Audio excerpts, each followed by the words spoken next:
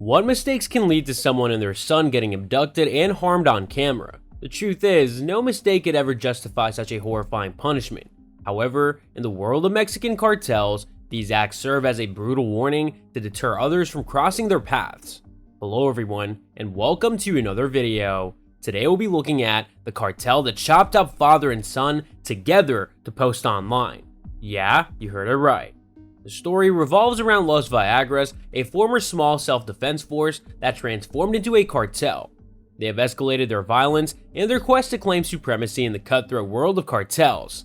One notorious incident associated with them is the Guerrero flaying incident. We'll delve into the event, motivations, and different stories surrounding it. The level of brutality displayed in such incidents is deeply disturbing and should never be forgotten. There is no benefit to be gained from subjecting oneself to such content.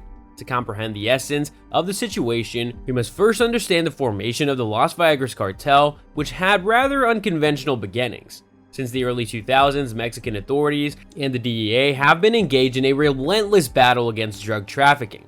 This approach involved heightened violence in apprehending drug kingpins, confiscating their weapons and narcotics, and dismantling their illegal operations. The government also implemented the kingpin strategy, which aimed to arrest or even eliminate cartel leaders.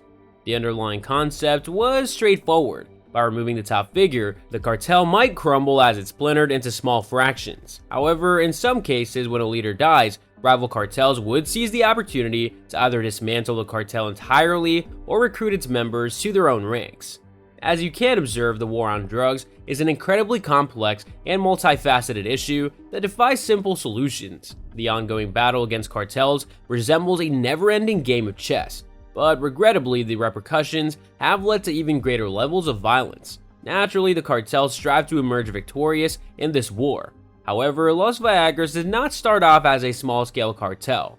In 2014, Alfredo Castillo Cervantes, the former security commissioner of Michoacan, formed this group with the specific objective of apprehending Serrano Gomez Martinez, also known as El Duda, the leader of the Knights Templar cartel. Los Viagras initially consisted of former members of self-defense militias. However, their leader, Mariano Sierra Santana, was far from being a righteous individual aligned with justice. He had fled to the state of Michoacan after engaging in a confrontation with Luis El Americano Torres, a member of the Knights Templar cartel. Sierra Santana saw this as an opportunity to seek revenge against the Templars, but the situation only worsened from there.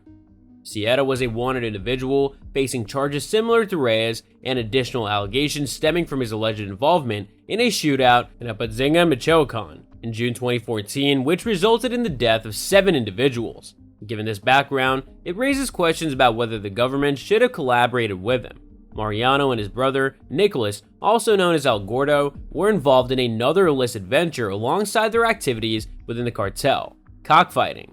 Now, you asked about how Los Viagras got their name. It may sound like the setup for a humorous tale, but the reality is far from amusing. Initially, they engaged in rooster fights, where the matches only concluded when one of the roosters died.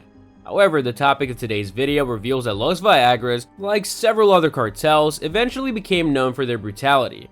In February 2015, La Tura was finally arrested by the Mexican military with the assistance of Los Viagras. However, as often happens when a cartel leader vanishes, neighboring cartels engage in a power struggle to gain control over the remaining territories and businesses left unguarded. While Los Viagras had not yet obtained official cartel status, they possessed the military training and firepower required to become one. So they did.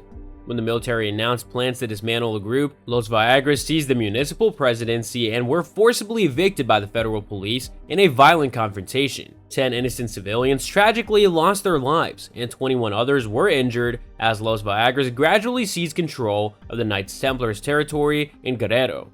They instilled fear in rival cartels by making terrifying promises of brutality. Meet El Gordo, the leader of the ruthless Los Viagras cartel since 2015. Despite his role in the organization, he perceives himself as a victim, persecuted by the Mexican government. In Gordo's perspective, the allure of the drug trade in Mexico is simply too tempting for anyone to resist, as it presents countless opportunities. However, Gordo asserts that it is not the drugs themselves that pose the real problem, but rather their government. According to him, the authorities are the root cause of all the issues faced by the cartel. He addresses comrades, expressing this belief.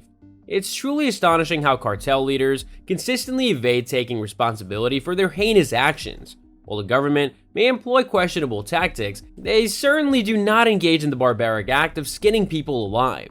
Now let's delve into Las Viagra's infamous video. The footage, approximately 7 minutes in duration, opens with a father and a son seated on a rock. Their mouths are covered and their hands are bound. The exact dialogue of their captors is unclear, but at one point in the video, the word chapulín is audible.